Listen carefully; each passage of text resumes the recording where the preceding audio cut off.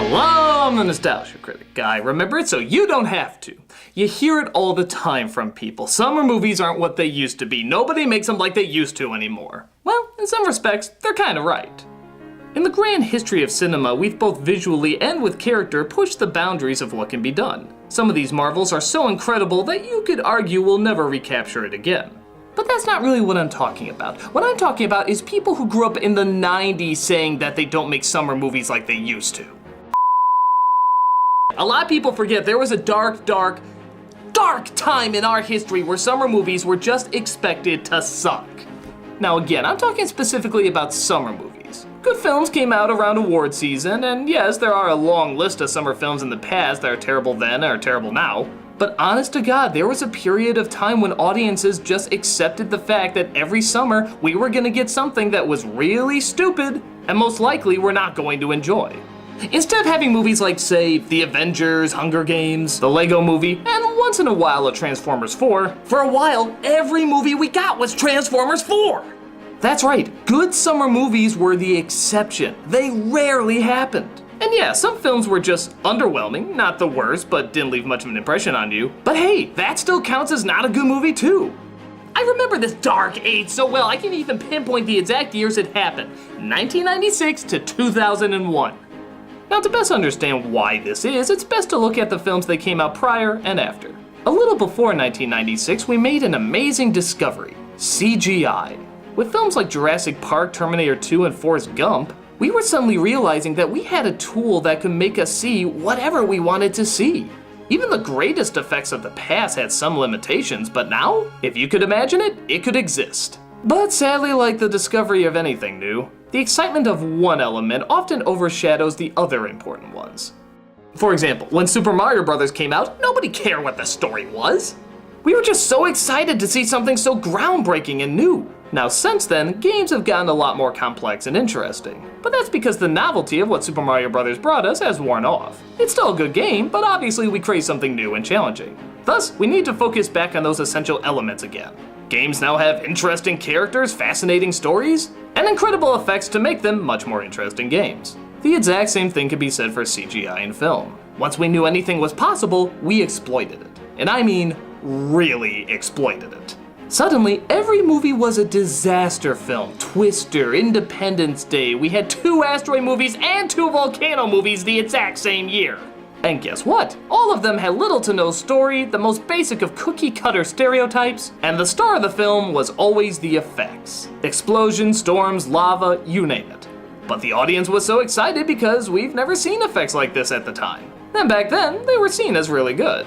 But on top of that, the action could be a lot faster. You didn't need stuntmen, you could just green screen it. All the close calls were made a lot closer because you could digitally make it look like they really were. However, years later, they're mostly really dated, leaving us now not only with unconvincing effects, but no interesting character or story, so there's really no reason to watch them, outside of getting a giggle about how dated they are.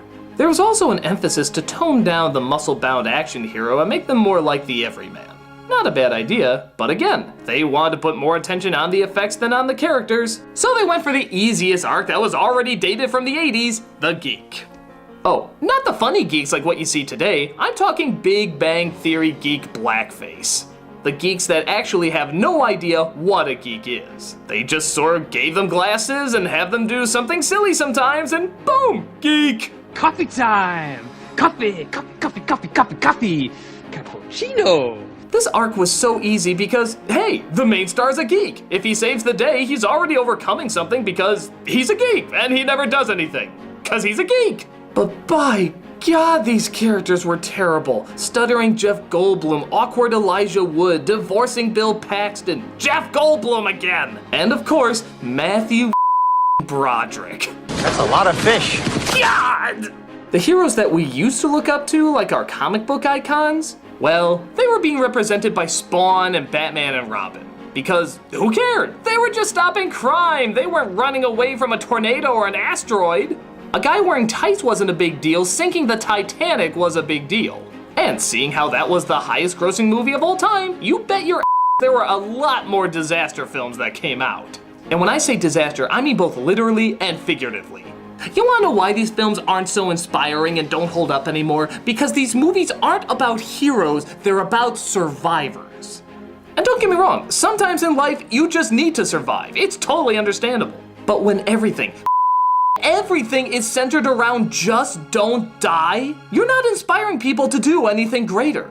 And these films demonstrated that. Godzilla, Lost World, Speed 2, Lost in Space. Everything was a repeat of a formula we were already way too familiar with. And they sucked so hard.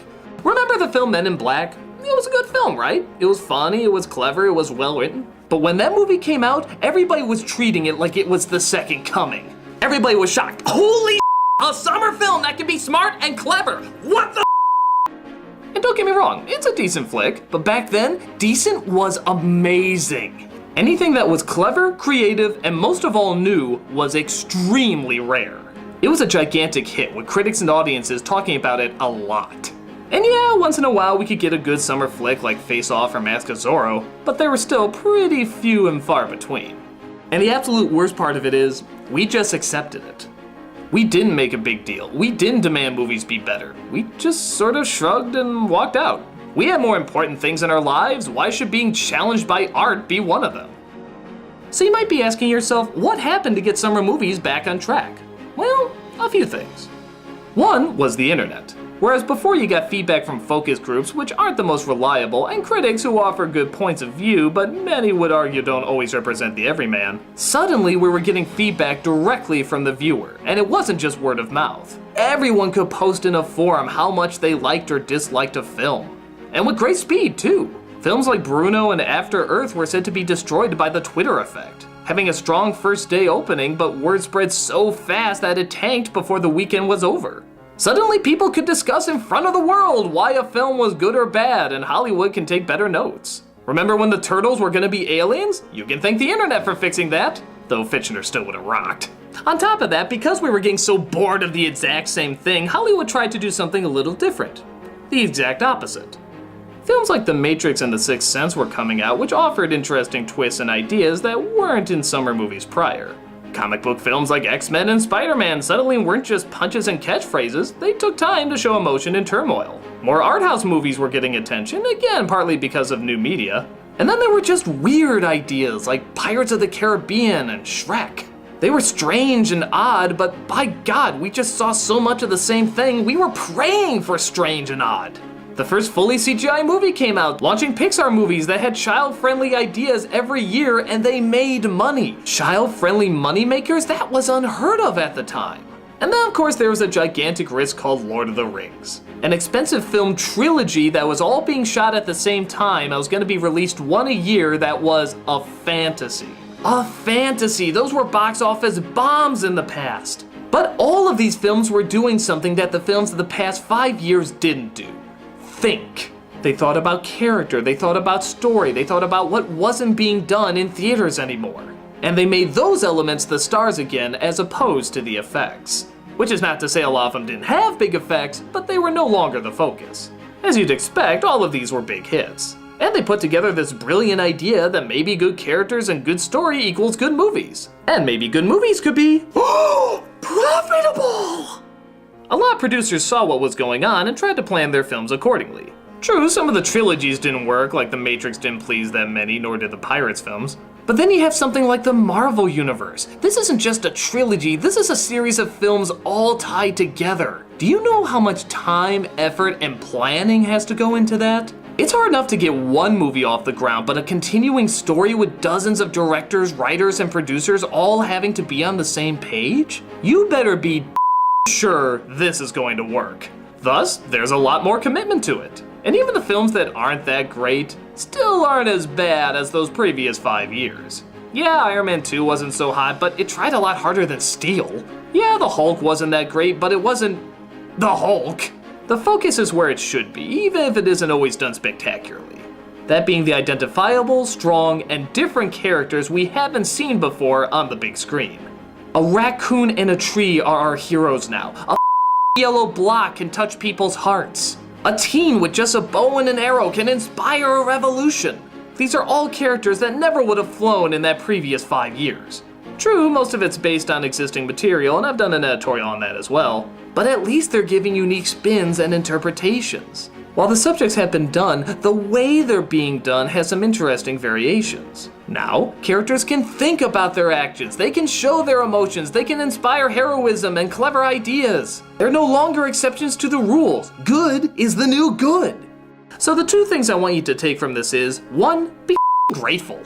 So Captain America changed a few things. What do you want, a shot-by-shot remake of Psycho? So they made a Hobbit 3. Would you rather have Alien 4? It's fine to point out when a movie sucks, but don't act like they're the majority anymore, because we went through 5 years of that. No matter how much you hate something now, guaranteed they would have done it worse in that time period.